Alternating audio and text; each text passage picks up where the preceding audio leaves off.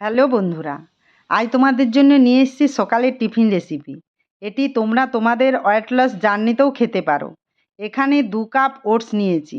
সবজির মধ্যে পেঁয়াজ, বিনস, টমেটো, গাজর, কাঁচা লঙ্কা আর একটি ডিম নিয়েছি। সব সবজিগুলি একটি চপার নিয়ে চপ করে নিয়েছি। এদিকে ওটসকেও হালকা গুঁড়ো করে নিয়েছি।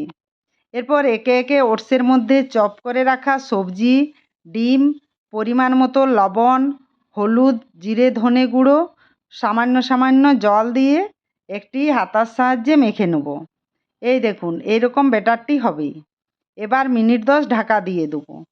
একটি প্যান ভালো করে গরম করে তাতে ব্যাটারটি দিয়ে এভাবে চারিদিকে ছড়িয়ে গ্যাসের ফ্লেম লো করে দেবো। ওপর থেকে 1 চামচ তেল দিয়ে দেবো।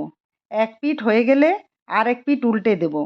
এভাবে আমি একে একে সবগুলি বানিয়ে নেব। তৈরি হয়ে গেল একদম কম তেল দিয়ে ওটসের চিল্লার রেসিপি। এটি আমরা বাচ্চাদের টিফিনেও দিতে পারি। রেসিপিটি ভালো লাগলে কমেন্ট করে জানাবেন। লাইক, শেয়ার, সাবস্ক্রাইব করে পাশে থাকবেন।